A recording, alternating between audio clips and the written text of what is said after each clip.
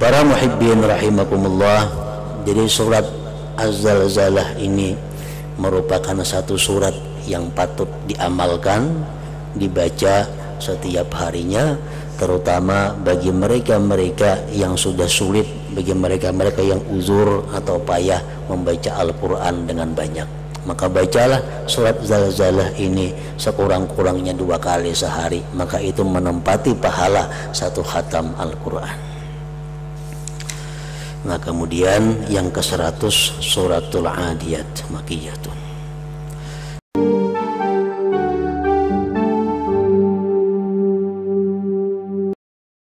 Para muhibbin rahimakumullah, seorang laki-laki pernah datang kepada Rasulullah sallallahu alaihi wasallam. Ini laki-laki sudah sangat tua orangnya. Laki-laki itu berkata, "Wahai Rasulullah, aku ini orang yang sudah sangat tua. Hafalanku sudah tidak ada yang hafal lagi. Hilangan sudah hafalan-hafalan. Lidahku sudah keras, artinya ngalih bersesambet huruf-huruf itu. Nah maka beri aku amalan 1 surah yang pindik tapi lengkap, yang bisa aku amalkan."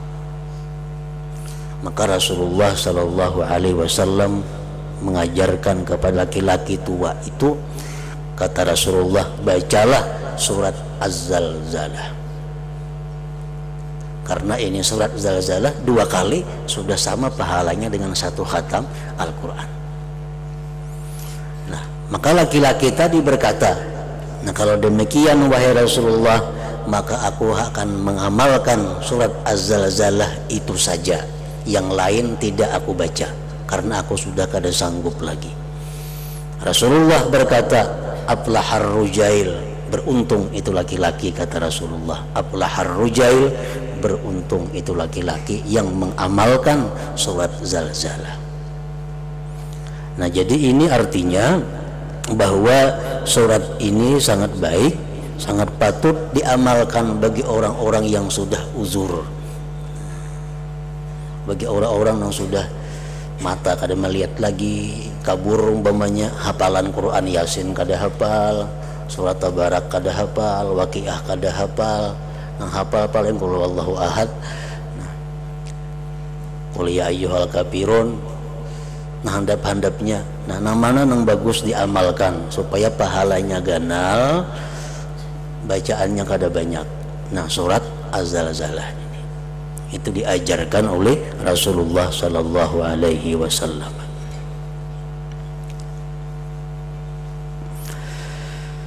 Bismillahirrahmanirrahim. Idza zulzilatil ardu zilzalaha, artinya apabila bumi diguncangkan dengan sangat berguncang.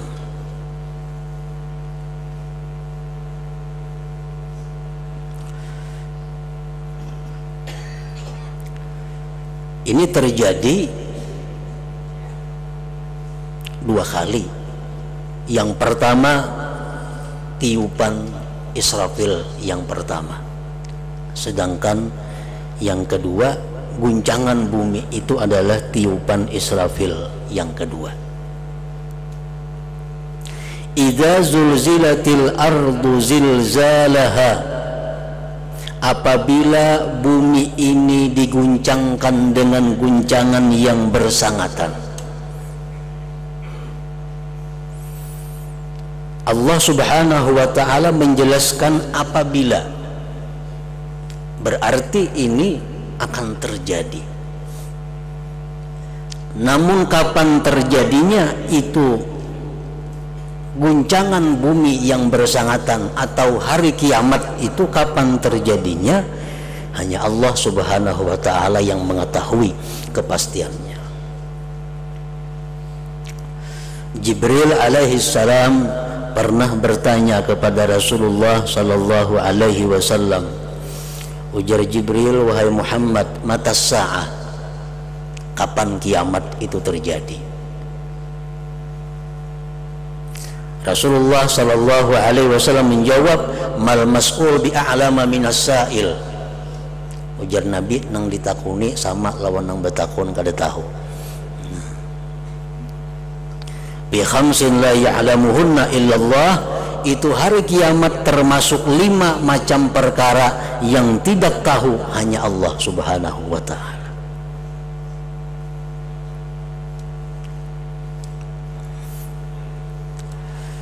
Yang 5 perkara itu adalah, pertama, kapan hari kiamat terjadi.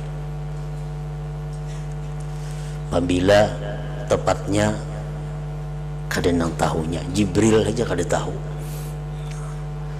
Yang kedua, nuzulul ghais, turun hujan. Kapan hujan itu pastinya turun, kada tahunya itu. Yang ketiga, mada yaksibul abdu gadan, apa yang kita kerjakan esok hari. Esok hari napa nang kita gawi, untung kah, rugi kah, dosa kah, pahala kah, bala kah, kecelakaan kah, kebahagiaan kah, kada tahu pastinya. Yang keempat, mafil arham, yang ada dalam rahim ibu. Anak itu apa, laki-laki atau bini-bini atau kayak apa, kada tahu itu selain Allah. Yang kelima, bi ayyi ardin tamut, bi ayyi ardin yamutul abdu, di mana seseorang itu meninggal dunia. Kita nih di mana kena matinya kada tahu kita, di rumah kah, di sini kah, di mana, hanya Allah Subhanahu wa ta'ala. Nah, itu termasuk dalam 5 perkara yang tidak tahu akan dia kecuali Allah Subhanahu wa ta'ala. Para muhibbin rahimakumullah, seorang laki-laki yang bernama Abdul Waris bin Amr datang kepada Rasulullah sallallahu alaihi wasallam. Ujar laki-laki itu, wahai Rasulullah, inna mra'ati hubla, bini ulun sedang bunting. Fa akhbirni madza talid, padahal kan panglawan ulun nangapa dalam parut bini ulun tuh kira-kira laki-laki apa bini-bini. Abdul Waris ini betakun lawan Nabi, nangapa nang dalam parut bini ulun itu, laki-laki atau perempuan. Yang kedua, wa biladuna jabbah fa akhbirni mata yanzilul ghais. Wahai Rasulullah, kita ini sudah lawas kada hujan, apabila turun hujan kira-kira wahai Rasulullah. Yang ketiga, Abdul Baris ini bertanya, wa qad alimtu mata uridtu fa akhbirni mata amut. Wahai Rasul, ulun tahu kapan dilahirkan, hari anu tanggal anu, tapi padahal kan lawan ulun tanggal berapa ulun mati. Mata amut, kapan ulun mati. Wa qad alimtu ma amiltu al-yauma fa akhbirni madza a'malu ghada. Wahai Rasulullah, ulun tahu apa yang ulun kerjakan hari ini, padahal kan lawan ulun apa yang isok ulun kerjakan.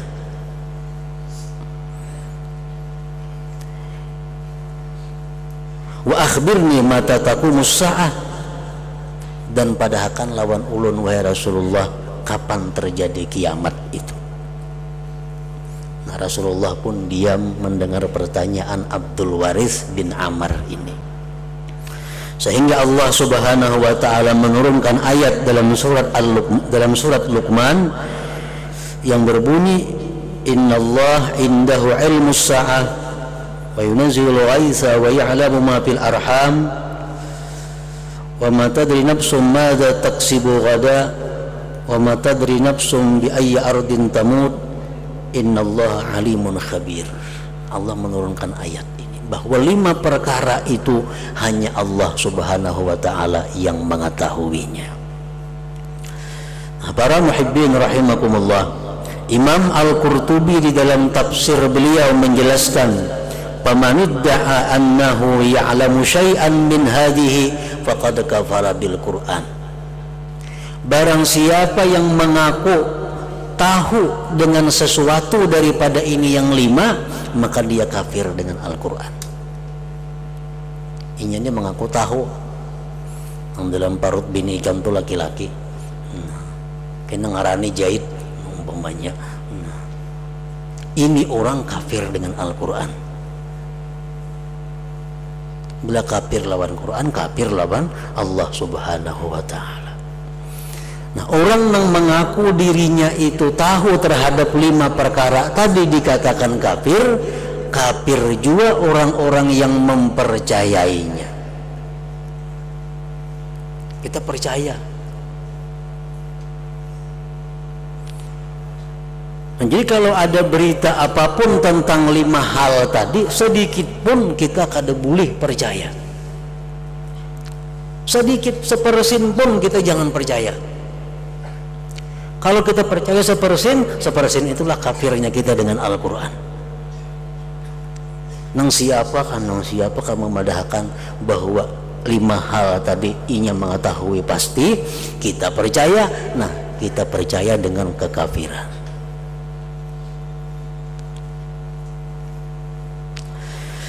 Idza zulzilatil ardu zilzalaha, apabila bumi diguncangkan dengan guncangan yang bersangatan. Guncangan yang pertama, terjadi kiamat. Seluruh gunung-gunung dan gedung-gedung beterbangan, pohon-pohon habis, maka bumi pun jadi rata. Itu guncangan yang pertama.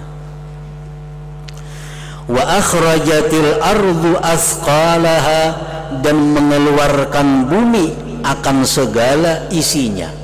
Ini tiupan Israfil yang kedua. Setelah bumi rata, ada yang mengatakan 40 tahun masanya, tiupan yang kedua itu bumi pun berguncang lagi, mengeluarkan seluruh isinya, termasuk manusia nang mati, termasuk emas, perak, macam-macam perbendaharaan bumi keluar semua. Wa akhrajatil ardu asqalaha, dan mengeluarkan bumi akan segala yang ada di dalam kandungannya. Wa qalal insanu ma laha, manusia keluar dari perut bumi, hidup. Hari berbangkit ngarannya hidup. Malaha, manusia ada apa ini? Malaha ada apa? Rumah-rumah kadada, gedung-gedung kadada. Nang ada cuma mayat manusia-manusia, nang ada cuma emas, perak, permata berhembur.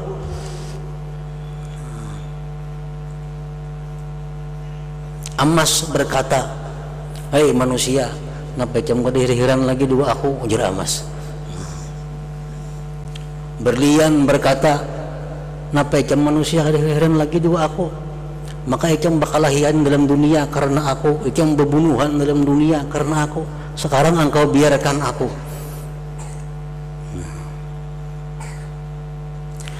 Yauma idzin tuhadditsu akhbaraha, pada hari itu bumi ini mengkhabarkan, mengisahkan cerita-cerita kita. Apa yang kita kerjakan di atas bumi, bumi akan menceritakan. Perbuatan baik yang kita kerjakan di bumi, bumi bercerita. Pekerjaan jahat yang kita kerjakan di bumi, bumi pun menceritakan. Bi anna rabbaka awhalaha, dengan bahwa Tuhan engkau yang mewahyukan kepada bumi itu. Rasulullah sallallahu alaihi wasallam bersabda, "Innal arda la tukhbiru yaumal qiyamah bi kulli amalin umila 'alaiha." Sesungguhnya bumi itu mengkhabarkan pada hari kiamat dengan tiap-tiap pekerjaan yang dikerjakan di atasnya. Bumi bercerita, "Inna fulanan shalla fiyya wa hajja fiyya wa zakka fiyya." Fulan bin fulan naik haji dia, fulan bin fulan puasa di atas aku, fulan bin fulan sembahyang di atas aku, fulan bin fulan saraka mencuri, wazana berzina, wa kafara kafir, wajara dan zalim pia di atasku. bumi-bumi menceritakan kabar-kabarnya. Yauma idzi yasdurun nasu ashtatan liyurau a'malahum. Ayat yang ke-6, yauma idzi yasdurun nasu ashtata, pada hari itu manusia bangkit dari kubur ashtata, bermacam-macam. Di dalam tafsir Fakhrul Razi disebutkan pengertian bermacam-macam manusia bangkit dari kubur itu. Anna ba'dahum yadhhabu ilal mawqib rakiban ma'a thiyabil hasanah wa bayadil wujuh wal munadi yunadi baina yaday hadza waliyullah. Ada sebagian manusia yang timbul dari kuburnya disediakan tunggangan dan pakaian yang baik serta putih wajahnya, dan di depannya ada orang yang berseru, ini waliyullah, ini waliyullah. Ada manusia yang demikian, bangkit dari kubur, disediakan kendaraan, disediakan pakaian yang bagus, digiring menuju padang mahsyar dan diberi pengawal sambil berkata, ini adalah waliyullah. Wa akharun yadhhabu bihim sudul wujuh hufatan uratan ma'as salasil wal aghlal wal munadi yunadi baina yaday hadza aduwullah. Ada lagi yang lain bangkit dari kubur, mukanya hitam, tidak ada sandal, tidak ada pakaian, tidak ada tunggangan, bahkan dibelenggu dengan rantai-rantai, dan ada pengawal yang berkata, hadza aduwullah, ini musuh Allah. Itu pengertian ashtata, manusia bangkit dari kubur bermacam-macam. Ada pendapat lain lagi daripada ulama tafsir yang mengatakan ashtata itu artinya adalah bahwa manusia itu bangkit daripada kubur menuju padang mahsyar, dikelumpukkan bersama orang-orang yang dia cintai di dalam dunia ini. Manusia bangkit dari kubur berkelompok-kelompok dengan orang yang dia cintai, dengan orang yang ia idolakan di dalam dunia. Orang yang dalam dunianya idolanya Nabi Muhammad sallallahu alaihi wasallam, dia akan bangkit dari kubur dihalau bersama dengan Nabi Muhammad sallallahu alaihi wasallam.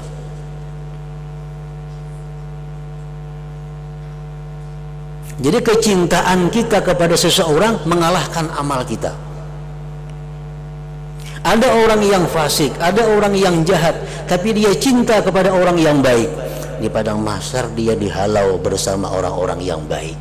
Ada orang penuntut ilmu, ada orang ahli ibadah, tapi dia mengidolakan orang kafir atau orang fasik atau orang zalim, maka di padang mahsyar dia dikumpulkan dengan mereka itu. Almar'u ma'aman ahab, kata Rasulullah, seseorang itu beserta orang yang dia cintai. Nah, yauma idzi yasdurun nasu ashtata, pada hari itu bangkitlah manusia daripada kuburnya bermacam-macam, berkelompok-kelompok. Liyurau a'malahum, untuk apa dibangkit dari kubur? Untuk diperlihatkan kepada mereka amal perbuatan mereka. Padahal Allah itu mampu, kuasa, dan maha tahu. Andai kata langsung aja, ini ahli neraka, buat sudah ke neraka, ini ahli surga, buat kan. Tapi kada, Allah untuk memperlihatkan kepada kita apa yang kita kerjakan di dalam dunia, sehingga terjadilah hisab, terjadilah timbangan amal, terjadilah hitung-menghitung amal baik, amal buruk. Untuk apa? Agar kita mengetahui, oh, ini perbuatan kita yang menyebabkan kita masuk neraka, inilah perbuatan kita yang menyebabkan kita masuk ke dalam surga. Liyurau a'malahum, agar diperlihatkan kepada mereka amal perbuatan mereka. Faman ya'mal mithqala dzarratin khairan yarah wa man ya'mal mithqala dzarratin syarran yarah. barang siapa yang berbuat seberat biji sesawi kebaikan,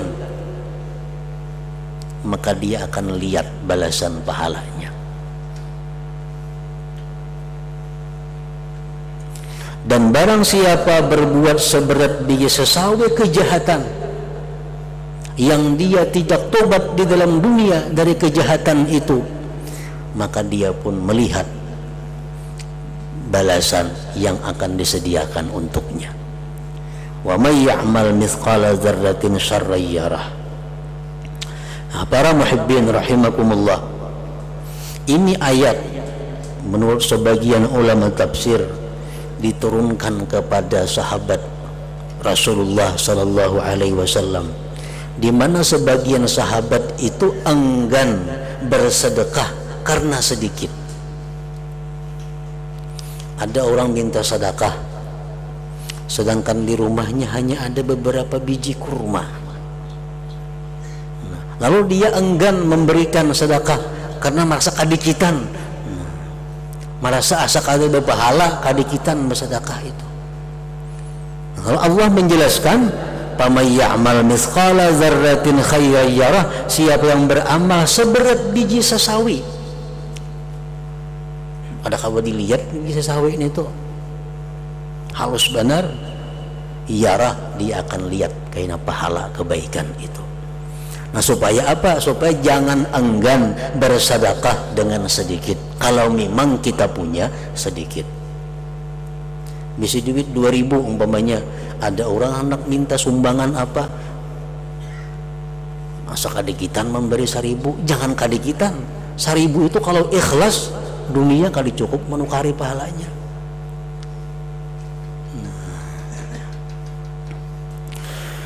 Dan lagi sebagian sahabat Rasulullah waktu itu ada yang mengerjakan dosa-dosa kecil. Dia beranggapan bahwa neraka itu hanya untuk dosa-dosa besar.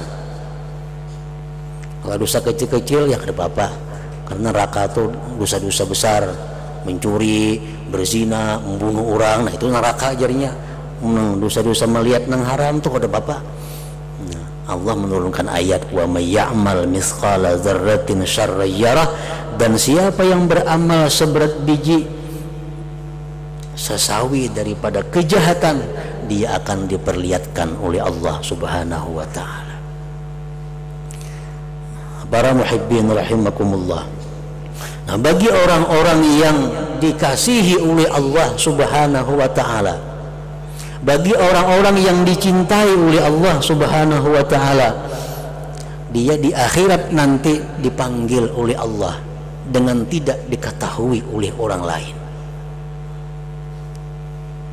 sehingga Allah perlihatkan, ini dosa ikam ya Tuhan, dosa kita nang halus, ini dosa ikam, tapi ini ku ampuni ya Tuhan. Ini dosa ikam nang halus, tapi ku ampuni, ini dosa ikam ku ampuni. Karena dosa-dosa kecil itu terhapus sendirinya dengan perbuatan baik yang banyak pahalanya. Dosa-dosa kecil akan terhapus dengan perbuatan-perbuatan baik. Tapi itu diperlihatkan dulu oleh Allah Subhanahu wa taala kepada kita, supaya kita merasakan begitu sayangnya Allah kepada kita. Nah, ini dosa ikam tanggal sekian, hari anu, jam anu kamu perbuat ini. Tapi ini dosa ku hapuskan menjadi Tuhan karena engkau berbuat kebaikan. Tapi diperlihatkan dulu kepada kita sekecil apapun dosa itu. Nah, ini bagi orang-orang yang dikasihi Allah. Nah, bagi orang-orang yang tidak dikasihi Allah, bagi orang-orang yang segala sesuatunya diperhitungkan oleh Allah, maka dosa sekecil apapun tidak akan dihapus oleh Allah Subhanahu wa taala.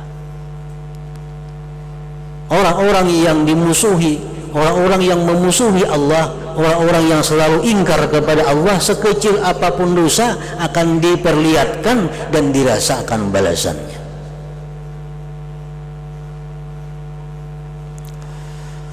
Rasulullah SAW bersabda berkaitan dengan ayat tadi, ittaqun nar walau bisyikki tamrah faman lam yajid fa bi kalimatin thayyibah. Ujar Nabi, takutlah kamu neraka, hindari api neraka walaupun dengan sebelah kurma. kita misal berisi kurma ada sabigiannya, ada orang hendak minta balah dua. Nah, sebalah kurma itu pun bisa menjauhkan kita daripada api neraka. Kalau kita kada berisi apa-apa, orang hendak minta kita kada berisi apa-apa, babi kalimatin thayyibah, maka ucapkan kalimat-kalimat yang baik yang menyenangkan hati orang yang minta itu. Itu pun termasuk amal kebaikan yang nantinya akan kita lihat pahala di akhirat.